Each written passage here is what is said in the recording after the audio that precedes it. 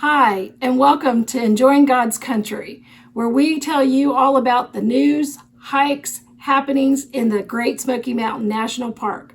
We're not affiliated officially with the park. We just love going to it. We're not too far away from it, so we try to keep you informed. So should we just jump right in? I think so. There's a Okay. lot happening. All right. Okay. Let's see. Cades Cove. Cades Cove is a big one. You want to tell us about it? Sure. Vehicle-free access along the Cades Cove Loop each Wednesday runs through September 1st, 2021.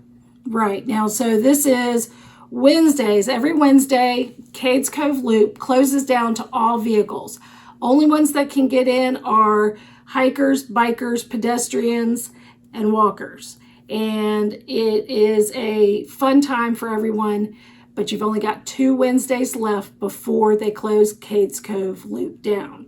Now, they're closing Cades Cove Loop down because of Some road maintenance. Yes. And there won't be any access to the trailheads on the Loop Road from September 7th through the 27th because of paving work. Okay.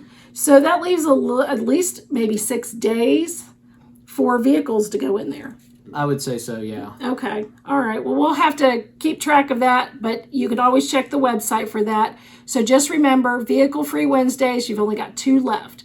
This Wednesday coming up and September 1st. Now, there is one other thing about Cades Cove. There's a road inside of Cades Cove called Forge Creek Road. Okay. And that is the road that you would take if you would want to access the Gregory Ridge through Gregory Bald or Hannah Mountain trailheads. Yes.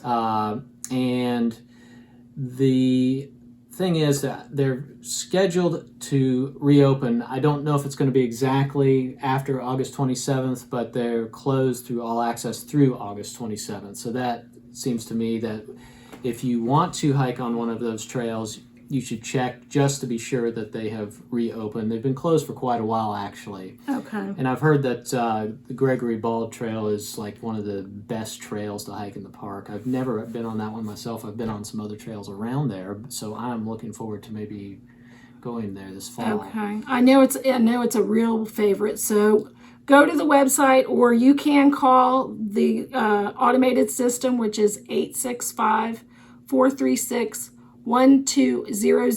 and press 1 twice, and this will give you an updated of all the trails that are closed and which ones are closed and which ones are closed for construction, temporarily, permanently, any kind of weather related. This is the number to call. So you can check on that through that as well.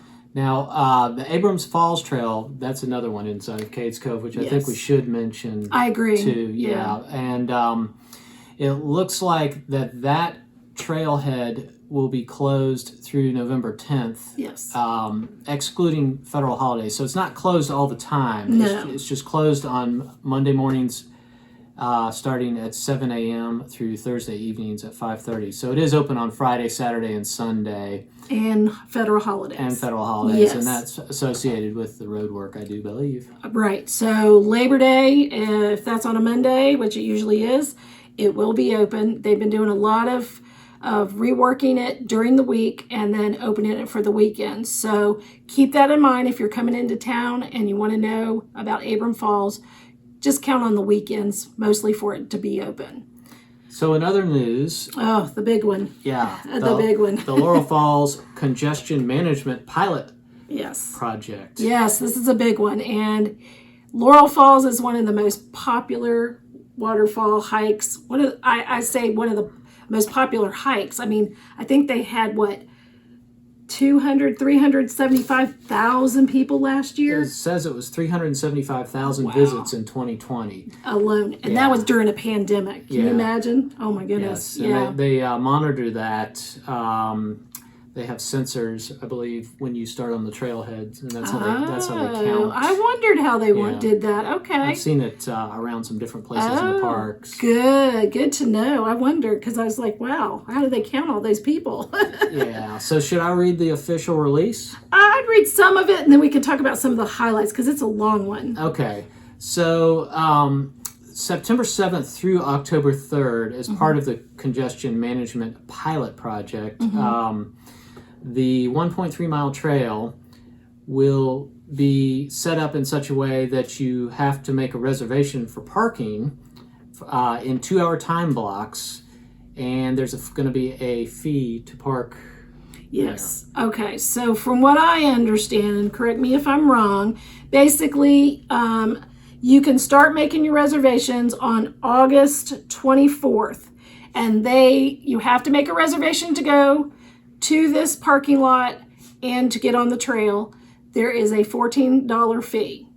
And I don't know if they're limiting them or what, but they're not going to allow you to park on the side of the road or down the road or anything like that. This is the whole purpose for this. Basically, if you were to go online and starting August 24th, you can make your reservation. And it's $14, and that gives you a 2-hour time block. Per vehicle. Yeah, per vehicle. Per vehicle. Yeah. So if you have a family of 5 or more and they're all in the vehicle, you can all go. It's not per person, it's per vehicle. And the park figured out that most people take about 90 minutes, average of 90 minutes or so, to go out and back on the trail and to enjoy some time out there. Okay, so this is a 2-hour limit, right? So that should be way plenty time to go out there and back and see the things that are out there at the waterfall. Okay, so it's a 2-hour limit for $14, but also I read that Rocky Top is going to be providing a shuttle for $5. $5, I would imagine that's per person.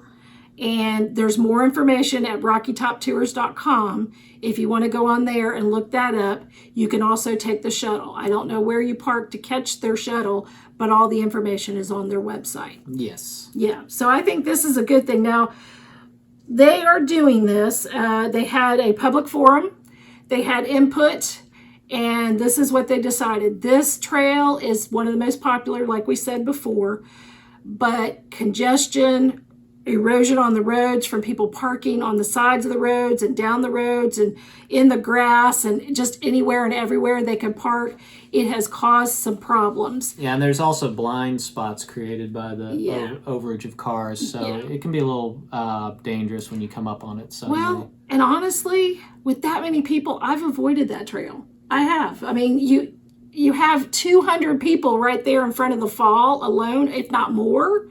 You can't enjoy it. I mean, it's just this little area, and you go down the trail, and there's the fall, and you've got 200 people, and you're all, huddled together. And during COVID and all that, that's not a good thing. Well, we said it in a previous episode that one of the reasons that makes the trail popular is because it's paved. Yes. And I think they paved it because it was popular. Right. And so it's good for strollers, wheelchairs, and that sort of thing. So that makes it popular. It's easy to get to. It's easy hiking. I mean, there's plenty of waterfalls in the park.